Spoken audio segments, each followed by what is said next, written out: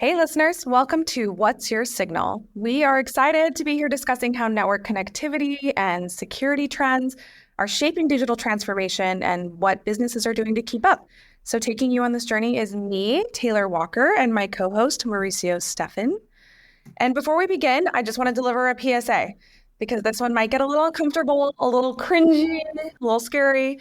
Today, we're sharing some nightmarish stories about networking challenges. And Mauricio, I understand you've had some of those strange nightmarish experiences. Oh yeah. So, in the beginning of my career, when I was really early in my career, I was a support engineer. I think a lot of people start in support and definitely get some of those cringy, nightmarish stories. I remember one in particular. The end was extremely funny, but the beginning was frustrating. So, when I was a support engineer, I was working with a customer who was providing Wi-Fi to their employees inside the break room. And every day for a couple hours in the middle of the day, they were having Wi-Fi problems and nobody could get connected. It was always dropping out. It was unreliable. And man, I just beat my head against the wall for hours over the course of days and weeks trying to figure this thing out, looking at logs and parsing through cellular data and Wi-Fi data and just pulling my hair out.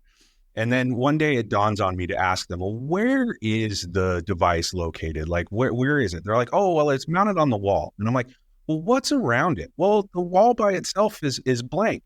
Well, where is the wall? They're like, well, it's right outside the break room to make sure that we get everybody Wi-Fi inside the break room and everything like that. And I'm like, thought about it and I thought about it. I'm like, well, what's on the other side of the wall? And they're like, oh, well, the microwave. And I'm like, the microwave? I'm like, what are the times of day when this starts happening? They're like, oh, between 11 and 1. I'm like, is that when everybody goes to lunch? They're like, yeah, that's when everybody goes to lunch. I'm like, are they using the microwave? And they're like, well, of course they're using the microwave. And I'm like, you realize that high output motors, microwaves, vacuums, HVAC, those kind of things puts off interference and it's going to kill your Wi-Fi and cellular signal. I'm like, oh, that totally makes sense. And so we moved the device just to the other side of the room and head and shoulders over, performance is just head and shoulders above what it used to be. And they're just like, oh, that was great. And they were super happy at the end. But, they spent a whole, week or two yelling at me because I couldn't figure out what the problem was. And it turns out they had, mounted it, over the microwave. And yeah, it was funny at the end because you never know what are the small things that are going to cause issues. But man, it was frustrating all the way through. I think that one's particularly scary because not only did they not have network connectivity, but they were dealing with like Linda from accounting warming up fish in the microwave, which is like the worst thing that can happen in the building. Speaking of fish, actually, another support story. We had the break room outside the support area and someone had heated up fish one day. And so the next day there's a sign on the microwave that says, these are the only appropriate fish in the office. And it was a picture of Swedish fish and the goldfish crackers. That seems appropriate. Well, here to kind of help ratchet up some of these stories, give us a little bit more of a scare factor, some more awkward situations. We're going to have Todd Kelly, who's the Senior Vice President of Solution Engineering at StepCG and a friend of the show, and Robin Manke-Cassidy, who's the Director of Solution Marketing at Cradlepoint. So let's get to our guests.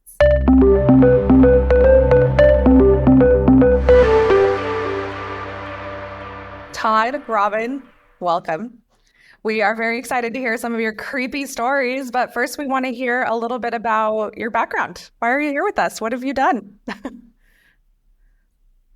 Hi. Go ahead. Yeah, thanks, Taylor. We're kind of awkward silence here, Robin, but I'll go first. Yeah, Todd Kelly, been in IT, networking, wireless worlds for 25 plus years, tech support, running system engineers, solution architects, as well as chief security officer in the past here. So I'm currently a senior vice president of solution engineering at StepCG, and honored to be on here and share some horror stories in this spooky time of year. That fun fact, Todd actually was my first boss here at Cradlepoint. He gave me my first job in technology when I moved into the industry. So that's kind of how far back Todd and I go. Hey, what horror stories? It's about Mauricio. Well, maybe that's a story for another day. Oh, it's kind of spooky. I thought it was appropriate, but thank you. And I'm Robin Manke-Cassidy. So I have been in the technology industry for a very long time. I have a degree in mechanical engineering and was at a university, Arizona State University, for 21 years doing a little bit of everything. So I've touched the network and everything else. So yeah, that's me in a nutshell. So you guys have both seen some things, heard some stories. Robin, I think we'll start with you because you had previously told me a story about a rat, which seems exceptionally creepy. I'd love to hear that one. Well, I love to tell this story because everyone, the big thing is, oh, someone's going to dig up your cable that out on the street somewhere. But I can tell you animals can also be a huge trigger for this. So we had in our data center at ASU, we had a trunk, and all of a sudden, all of the data center went out. No one could get into the data center from anywhere. And they did all kinds of searching around and found a very, very dead rat who had bit into the cable that led the internet into our data center. And yeah, it took a while for us to get that fixed. And yeah, so a prime example of why you need something other than wires to bring connectivity. Robin, when you guys found the rat, did you also find the 4 turtles that you'd been mentoring, or are those still out there?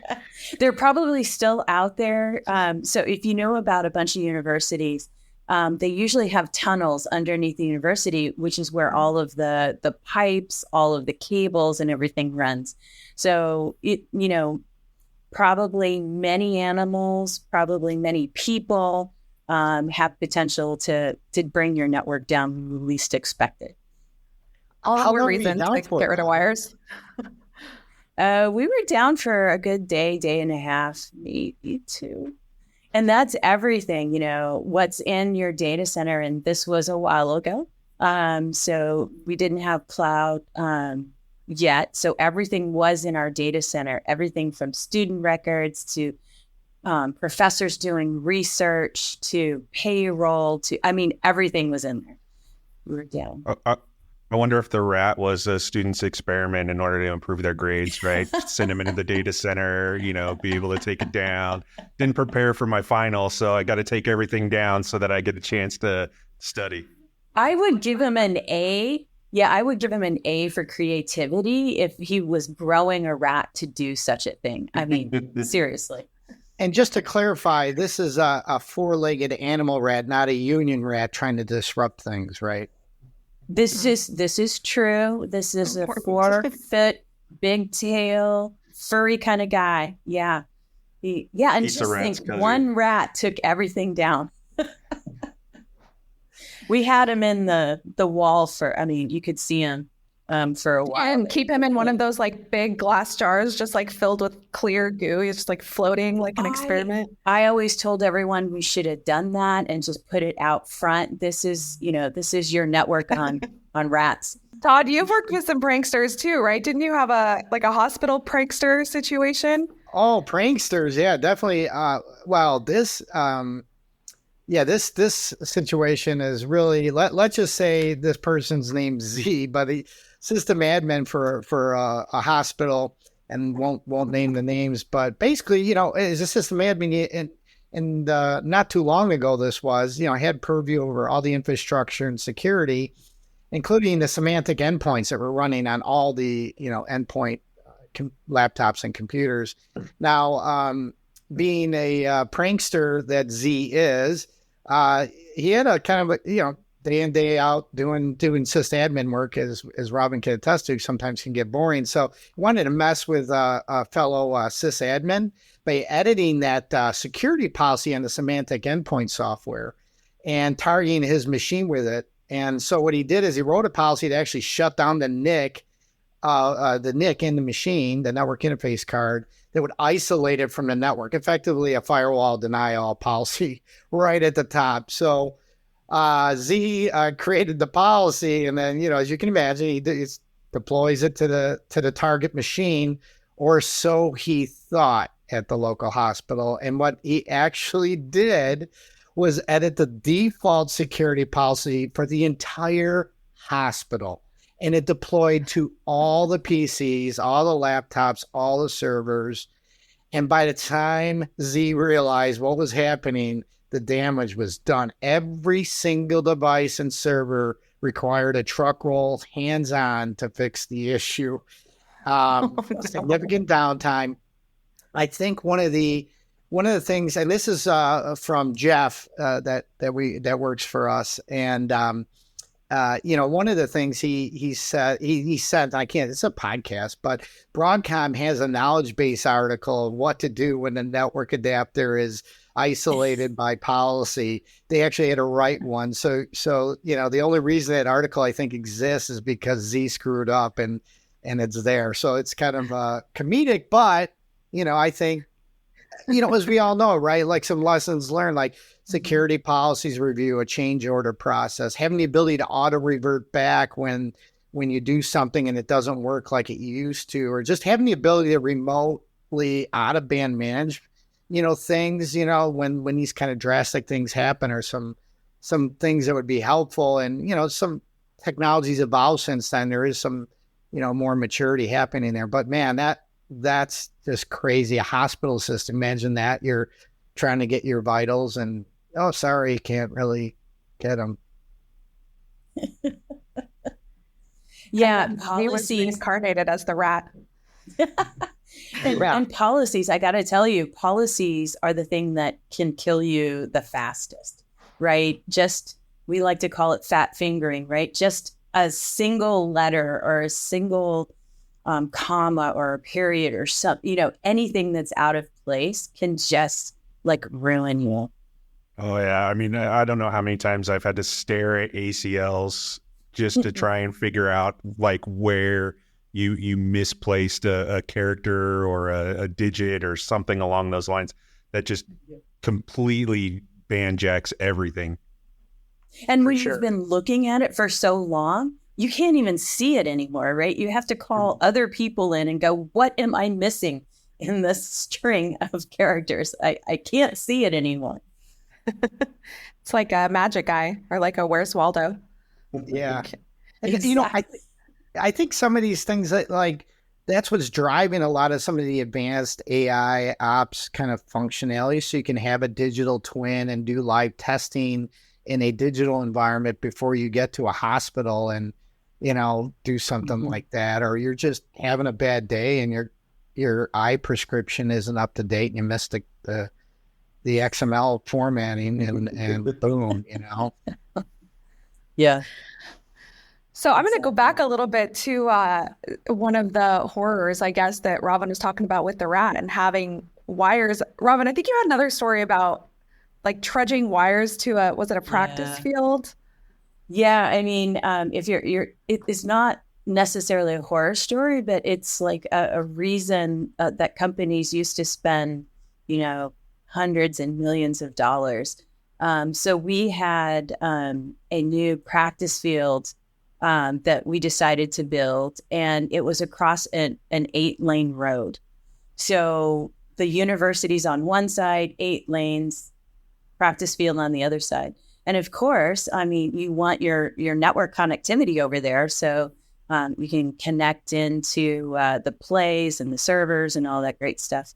And, analysts come out there. So you've got people from NFL teams, you've got, reporters, you want to have network connectivity.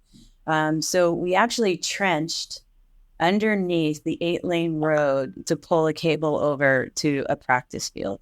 So the horror situation of it is, first of all, it's under an 8-lane road.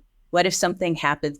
Let's say the rat comes back or he has some pals that come over, it's, and we spent a lot of money doing that. And we're in a much better place to have so much better technology where you don't need that. So yeah, it was amazing. I still can't believe we actually did that, but the amount of money that comes into higher ed with sports, you're going to spend the money to bring it in. So, yeah. I would think that doing that trenching and spending that money is horrific in its own right. Yes. Whoever was doing the work was probably not pleased. Well, yeah. And it was, right next to the university, busiest road in town. I mean, look, lacrosse is huge. So they spend that ton of money on that, right? Yep. Yeah, and I think somebody had a cable company side business, because there's definitely point-to-point wireless and other solutions there. But although there's so many rules and regulations now around public sector that there might I'm not saying I have no idea, but there it is. Well, Todd, you know a bit about industries with a lot of money coming into it. I mean, you've probably got some other healthcare horror show stories, right? I do. And these are scary. And this is from Joe, who's our director of the solution architecture, and spent a lot of many years in healthcare providers. And this one is very scary, where he had a situation where patient monitors in a very big hospital were displaying incorrect patient vitals. Patient on the first floor results were being displayed on the third floor, or patient A vitals showed up as patient B's vitals. Okay, there's just unbelievable. This starts happening, and so the software vendor was made aware of this, and this was a network issue. And as we all know, in network professionals, right? We're always like, time to innocence is like our goal, right? We always want to have tools and capabilities to say it's not the network, but there's always finger pointing or rats in the middle of this, right? So in this case, the software vendor is saying network issues. So they're troubleshooting OSPF, BGP, looking at the VLAN configs, looking at the security policies, right? And presented all the data and the source and destination findings. And, they still, really were saying it's still a network issue. So they brought in two of their software manufacturing engineers for these, devices. And then Joe sent a couple of his architects, including a packet specialist. His whole career is packets, right? And we all have some of these people, and I even kind of a packet nerd myself, but spent decoding all the payloads, and it was identified like the NIC driver, okay? Affected the monitors after a software upgrade. The manufacturer had to rewrite the packet driver on site and corrected the issue. Now, think about that in a hospital environment. And, I'm getting a little older, so I've been spending a little bit more time in hospitals with loved ones and family and all, and you're there. Imagine this happening, right? While you're there with your dad and your grandma or whoever. And, this would have been about a $10 million incident, because the downtime while this is happening, all the nurses, all the doctors had to resort to manual labor for their electronic health record entries as it related to vitals. And then obviously all the labor utilization to facilitate the team troubleshooting the incident. But thank goodness, this always comes back. Thank goodness for like just a nurse that identified the issue and reported it. Otherwise, it could have been really, truly a horrible ending. So no really adverse health outcomes were pinpointed to this. But just being able to quickly, that's just crazy, right? And that's not all that too long ago, but just having the ability to remotely, have baseline network traffic profiles, live test beds again, digital twins if you can, remotely being able to use out-of-band management tools to diagnose this, using CloudShark, for example, being able to get all these packet traces centralized to really speed up collaboration across multiple entities. All this is there's our reasons or lessons learned, right? And we keep learning, and the manufacturers of technology keep giving us more tools. So we just need to learn to start using them. And but we always had the finger pointing, right, Robin and Maritza? Oh my gosh. It's a network. It's the network. No, it's the application. It's the network. No, it's the server. No, it's yeah. And having, you're so right, Todd, having those tools and being able to see what's actually happening and proving it out is huge. And even being able to tell the delta between policies and stuff like that, and knowing who made the last change.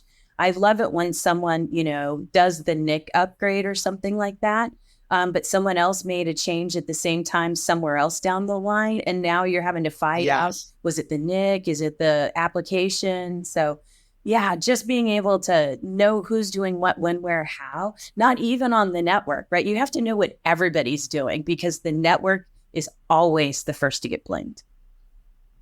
It is. I have a question. So you guys have said, there's a lot of like finger pointing, like it's the network, it's the routes, whoever. Is there also a lot of like easy fixes that people throw around? Like Todd, you had told me a story about like just use Gold Star and like have those just general phrases or fixes cause trouble? Well, yeah. And Robin, you can attest to this, and Maurizio, a significant amount of these like horror stories is there's always trust, right? So you trust your vendors and your manufacturers that are providing you these solutions, but there's always a software and an upgrade process. And it's, sometimes, in order to make things efficient, we sometimes lose sight of the fact of like root cause analysis, right? So what happens is, and that's exactly right in this other example at a hospital system, these software upgrades disrupt operations a lot of times. And not just the upgrade, even when the vendor articulates how to do them or look at the, release notes, it's just sometimes not adhered to, and it causes a lot of problems. So like, this one that happened to another hospital system, this is from Dan, they had Cisco Cube routers, which are basically session border controllers that bridge the SIC trunks for voice into these hospital, and the network team was in charge of those functions. And they were issued RMAs. They sat in the room in a storage room, obviously, for a while, and they were there for about 30 days, and they needed to get the code upgraded. So they reached out to the manufacturer, in this case, Cisco, and said, "Hey, what was the recommended code we should use?" And that's where they always go, "Hey, just use the Gold Star, the latest and greatest vetted code," and boom, So basically, that's what happens. A lot of us have done this in our teams. No issues are in the lab, but when you put it into the live environment, all of a sudden, after a little bit of time, location comes up, and the DSPs on this on the Cube router are not initializing, and start to troubleshoot, try to reboot the router, and it actually, after rebooting that router, it came back up. But a couple months later, another hospital starts to have tickets. Faxes aren't working. Start troubleshooting with the tech and reboot the Cube routers, but they don't come back up. Basically, they're all voice to the hospital is dead. Now, imagine that. You can't make any voice communications in the hospital, and it's all going through these session border controllers, and the reboot doesn't fix the problem. So it's a full-scale emergency. So they have about 3 hours away. They got some replacement, routers. They're starting to drive there, and then they realize they said, "What else can we look at? Look at the upgrade firmware." And so what they basically did is went and downgraded the firmware that they upgraded a couple months ago, and within 15 minutes, those Cube routers were back up and running. So they had about probably a 30-minute to an hour outage of voice, but they downgraded and everything came back up and resolved itself, all because somebody said, use the gold standard, use the latest firmware for the router. And that's why there's always this kind of like lack of trust I think we all have as customers of software-based systems. And it's up to us as partners. That's what we try to do, is validate as much as possible these things. So yeah, Taylor, that's kind of some more horror stories. And if you think about it, I think, and Robin and Maurizio, I don't know what you guys think, but that happens a lot. So just being able to auto revert, like it didn't work, it should have auto reverted. Live test beds, digital twins, some of the same themes. I think that's what we see. And you would think that so Todd, you and I have been in the industry for a very long time. You would think after, 20 or 30 years that software companies would figure out how to I don't know, do some sort of validation or, something. But I still have the policy. I don't upgrade to the latest and greatest until other people have and told me that it's working fine before I upgrade. We got that same scenario. We got caught like a gazillion times and it's funny, like when you upgrade the switches, but the routers are still working, or vice versa. The router you upgraded and the switches are broken. And it's crazy. I don't think it's still any easier. That was a question I had, because all these stories are from your pasts, and I'm thinking like, there's no way this stuff can still happen. But are these nightmares still? It's getting a little easier, but I think there's a lot required for an IT admin to just make sure they're double checking everything. Oh yeah, like the maintenance windows just continue to grow because you have to validate all of those things. Everything is connected to the network, and so you really have to plan that downtime. I think AI and those types of technologies are going to start to make these things easier, right? Because they'll be able to monitor and see degradation in the network before a human could, and hopefully be able to start to point out some of those issues, or even be able to, I think Todd mentioned it earlier, right? Be able to use AI to run tests against your sandbox with new versions, new updates, and all of those things. The funny thing is sometimes it's the easiest things, right? I had a favorite show. I don't know if everybody remembers the IT Crowd, but every time they answered the phone, it'd be like, "Thank you for calling IT. Did you turn it back or turn it off, turn it back on again?" It's like the first thing anybody ever tells you is always turn it off and turn it back on again. See if that works. Yeah. I worked at AT&T for a long time, and it was always like, take the SIM card out and put the SIM card back in. I actually started when I would call in for support to get help. I would go, "Yes, I've already rebooted it. Thank you. Let's start on page 3." Well, that's what I like. Like some of these vendors have now made it like they automatically do packet captures from the last X time and all the config, so you could just like grab that file, drop it into the ticket and electronically, so you don't have to go through the reboot type thing. Yeah. And, the other thing that's happening real time, Taylor, to your point is, we get this pressure as network professionals now is security, right? And it's not that it's not always been there, but now vendors are starting to be accountable for, doing secure coding, but also secure, very quickly releasing security patches. So here we have this like dilemma of operation and function, upgrades where we said maybe 1 or 2 times a year we'll do that.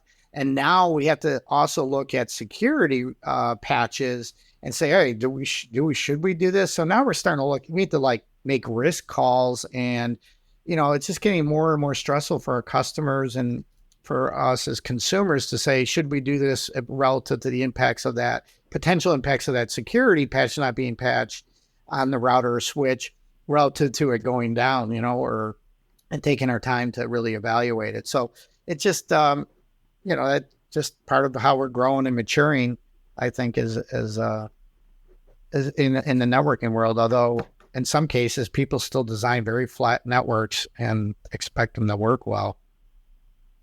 Well, and not only the security patches for the networking hardware itself, but the layers of security that we're adding at the network level and at the, so network engineers have to have a security mindset as well, because, SaaS, let's just throw some terms out there, SASE. So SASE is exactly part of your network. You can't say, oh, that's the network, the security guy, and that's the networking guy. You have to have this like common language and understanding for troubleshooting. Yeah. And as these networks get more complicated, I imagine that I just see like IT heads exploding. Not only that, right? It's like not that long ago, you had the network guys, you had the security guys, you had the systems guys, you had the help desk guys. But, with things like SASE and SD-WAN and network automation, network administrators are going to become like jack of all trades, right? They have to know security, they have to know a little bit of coding, they have to know a little bit of systems, because all of those things are just kind of converging into just one kind of thing. And it's not separate systems, separate vendors, and all of those things. It's one solution from one vendor, and you have to have all of those skills in your tool bag. Is that easy for IT professionals to kind of make that transition, or is it nightmarish in itself? Like, are all these IT professionals just looking at their futures like, no? Oh man, it's nightmare in itself, man. The older I get, the less the gray matter will pick up new skills, right? Old dogs, new tricks. The gray matter is just moving into your beard. The gray matter moving out into my our beard, listeners. right? Yes. Yeah, it is moving in your beard. I see that. Yes.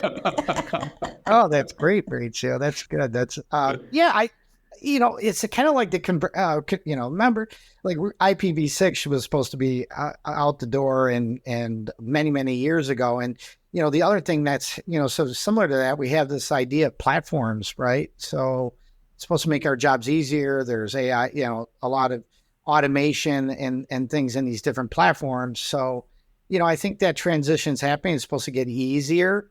But we still want some sort of flexibility and best in breed and vendor lock-in not to happen. So it's definitely, I think it is making some things easier, and the technology is making it easier to at least manage and deploy, with zero touch provisioning type concepts and auto optimization. You mentioned SD-WAN and SASE. So if you don't have the resources, you can use it as a service. But the fact of the matter, I think, the other thing happening is all these network components are getting deeper into packets and stateful. And so as you have that the more you have that, the more risk you have with taking something, changing code and put it in your environment, because every network is its own fingerprint of traffic, right? And could trigger different bugs. So just doing really good testing and validation in a live environment that mimics, including real traffic, I think is going to keeps being, a way to mitigate that risk when you have to make changes in the network. And especially with all these different components can look at just about every packet and be stateful almost. Todd and Robin, if we were to have you guys on, let's say a year from now, covering the same topic, talking about these like awful network things that happen, do you think there would be a transition from like physical nightmares like rats and cables and pranksters to more of these kind of external like bad actor thing? Do you think there's a shift in where those nightmares land, or do you think it's still going to kind of be a mix of both? I think it's still going to be a mix of both. As long as you have cables somewhere in the system, you're going to have the trouble with the rats and the people and the things there. But the bad actors and stuff like that aren't going away. Just in evidence in Vegas, not many moons ago. That's going to become more and more. And as more and more stuff is attached to the network. So think of all of these IoT devices. I think I read where part of the Vegas thing came in was through a fish tank monitoring system. So as you bring these IoT devices, that's one more way that bad actors can get into your network, and you have to be aware of that. And this actually brings us full circle, because Mauricio and I were talking about how fish can really be a problem before you guys hopped on. So that's perfect. Really? Wow. And I didn't even know that. I know. Like fish like food? you read the room. Fish food's good, man. That's good Ben and Jerry's ice cream. Yeah. Well, no, not fish food. We're talking about fish being heated up in the office. And I was telling a story about how someone heated up a piece of fish in the microwave. And the next day there was a sign on the microwave that said the only acceptable fish for the office. And it was a picture of Swedish fish and goldfish crackers. Nice. Well, Mauricio, I think you have a story about a network. Speaking of microwaves. Yeah, we talked about that one. Talk about that. Yeah. You did talk about that one We already? did, Yeah. Yeah, I think that's hysterical. I mean, that's just so funny and so typical. Like, just put the hardware there. It'll be fine. Oh, yeah, Nothing you will be never in know. the way. Yeah, especially with back from my support days, it's amazing where people in quick serve restaurants or even sit down restaurants put their network equipment, right? Could be in the manager's office, could be in the bathroom. There have been times where I've seen or heard about fryers above the flat top grill, just random places where they can shove networking equipment in a restaurant. There's no place for it. So it's just any place where they can shove stuff. So maybe the key to like reducing some of these troublesome scenarios is making people smarter. Like, how do we get rid of human error? This is the question I'm Wow, posing. there's a slippery slope. As a human in networking, I'm not sure I want to give people the key to get rid of me. Yeah, I think we see a lot of investment from all the different vendors to really implement an automated ops kind of function to proactively baseline, see anomalies, intelligently recommend optimizations, and we'll see how that keeps going. We've seen some benefits there, but as you know, a year from now, we might be talking about horror stories where these machine learning algorithms or AI ops, even functions, have a mind of their own. And there is that in artificial intelligence, these things are living and breathing things. There is one thing that happens they can't explain is when these models start doing things, they can't explain why in all cases they are doing things. So they kind of learn on their own and that's still being understood. And if you can watch, there's things on Google's AI program. They talked about this. So I think like in the next couple of years, we're going to see some of these like, wow, was that actually right? It just told me a rat chewed my cable off. Like, really? And then, maybe it's wrong, right? I don't know, but there's going to be like things like that. I think it'll be really cool. I look forward to seeing some of that happen. Cool in an exciting way, cool in a oh my god way. It's horrifying. I have a story of my personal life. Yep. Yeah.